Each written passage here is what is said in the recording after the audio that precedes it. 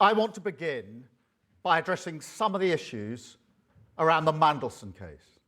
Not just a case, but a scandal.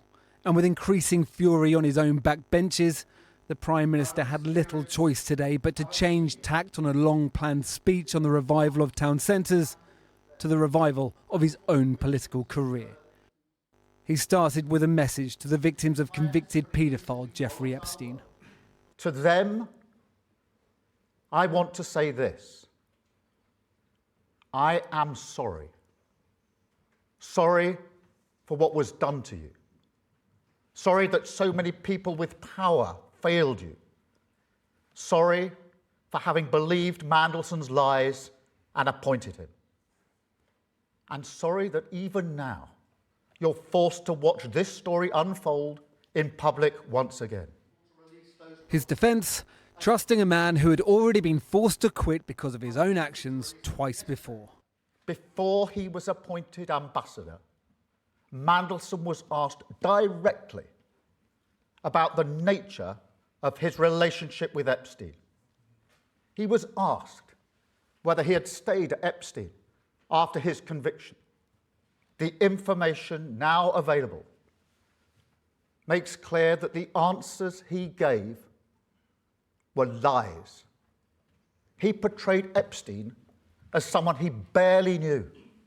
For his opponents, there is blood in the water. Kemi Badenoch barely waited for the Prime Minister to step off stage before taking to her own podium. Instead of standing up and taking full responsibility for this disastrous appointment, the Prime Minister is trying to make himself out to be the victim. Nobody is buying it. This morning, Cabinet Ministers are out there defending the decision to appoint Peter Mandelson, still claiming that it was a rational appointment. They should be ashamed. That Cabinet Minister this morning was Steve Reid. The Prime Minister admitted yesterday that he did know that Peter Mandelson maintained a relationship with a convicted paedophile after he had been convicted of being a paedophile. Surely that in itself would have been enough to... Peter Mandelson explained away that relationship as having ended long ago and having been, while it existed, next to nothing, casual, almost no relationship at all. But wait a minute, during the election campaign, you promised to put violence against women and girls at the heart of what Labour achieves. Surely then, seeing that some fella who's decided to maintain a relationship with a convicted paedophile, regardless of how long he maintained it for afterwards, that person is not in line with your government's values. They'd just be ineligible for the job. Peter Mandelson made out he knew nothing about those offences. He made out his relationship had been almost non-existent with Jeffrey Epstein. Had been in we jail now know by that this we now know that is not the truth. The Reform UK leader Nigel Farage was in Newport this morning ahead of May's Senedd elections. His Welsh campaign aided by a national scandal. This is far bigger than the Profumo scandal of 60 years ago. This is the biggest scandal in British politics for over 1 century. And I would predict pretty confidently, I said this yesterday, but I stick by it, I'd predict that Morgan McSweeney, the chief advisor, will be gone pretty quickly. Morgan McSweeney is seen by many as the man who vied most vociferously for Peter Mandelson to be made US ambassador. Now the man many Labour MPs would like to see carry the can. I think his whole team of advisors, we need to look seriously at whether they're fit to continue in place. And he could really do with, having a clear out. So can Keir Starmer survive this? In honesty, no, I don't think he can. Cards on the table. I said back in November that I thought the Prime Minister should go because I thought that there have been so many mistakes that have been made and the leadership just wasn't listening. But this has certainly solidified that view.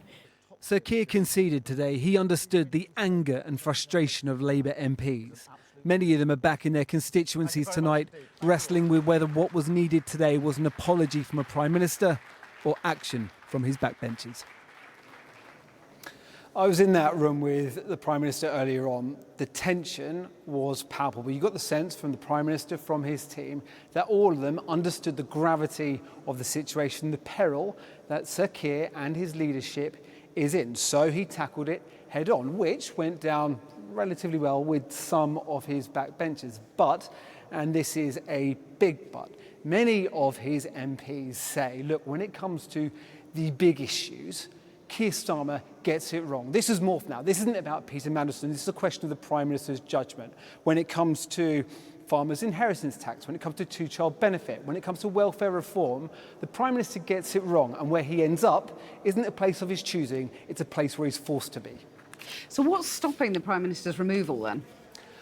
This is more of a who than a how question, really. There are mechanisms in place. But what's been noticeable today is that despite all of the WhatsApps that we're all getting from angry MPs, very few people have ended up here on camera. We saw a couple in our piece today, but not many people actually wanted to come forward. Part of the reason is, who is the heir to Keir Starmer now? Well, Streeting was spoken about quite a lot. His name still gets spoken about, but that is a man who many see as the heir to Blair, as a man who was backed by Peter Mandelson. He has distanced himself from Peter Mandelson. Now he's condemned him. Angela Rayner still has questions about property tax hanging over her. So it's more of a question now of who is in place to take over from the Prime Minister. He's not stealing down the street because people love him. He's there because of a lack of alternatives. Paul, thanks very much.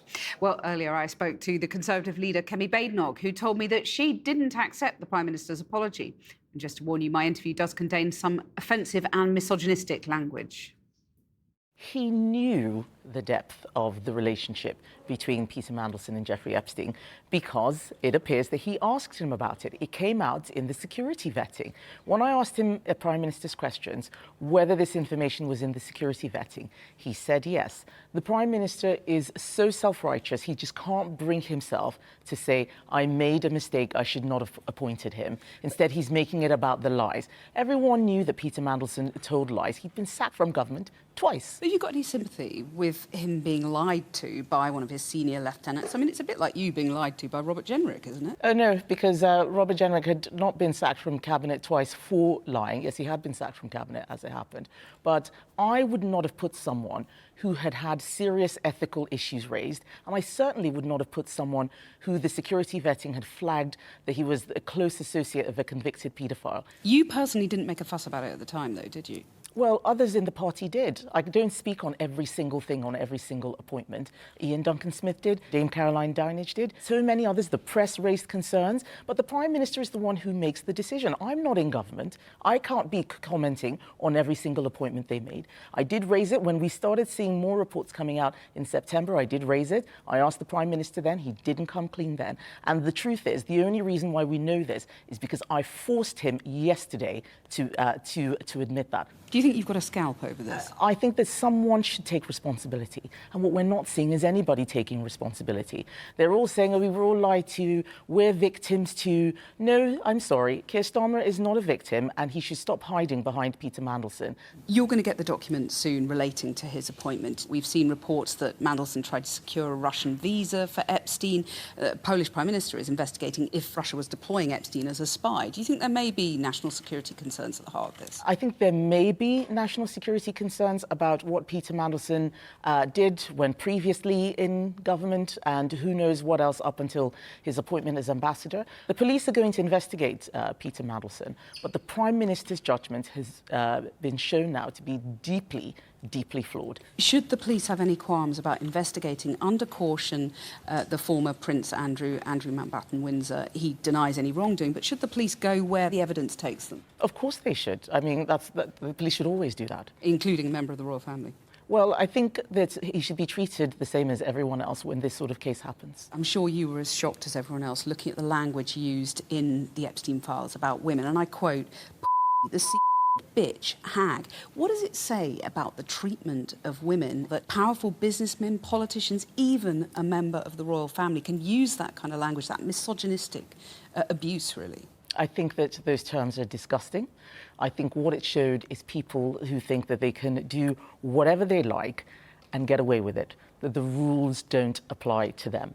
And what we need to see is justice for those victims, but also show that you can't behave like this and get away with it, especially when you have senior positions of responsibility or power over others, especially power invested in you by the state. Is it a moment of reckoning for men in politics and business? I think we've had multiple moments of reckoning. This shouldn't be about men or women. This should be about abuse of power. It doesn't matter the sex or gender of the person who is carrying out an abuse of power. But it's women at the heart of this being abused. Yes, certainly. In this case, it is women at the heart of it being abused. And as I said at Prime Minister's questions, we want to see justice for those victims. But it's interesting. The only person who's actually gone to prison around the Epstein case is a woman. It's Ghislaine Maxwell. I think that's interesting. A lot more people, I think, should be in the dock. And do you think Mandelson should potentially go to jail over this? Well, the police are carrying out their investigation. Let's see what comes out of that. But I think there's certainly enough evidence for a prosecution of misconduct in public office. Kemi Badenoch, thank you very much. Thank you, Kathy.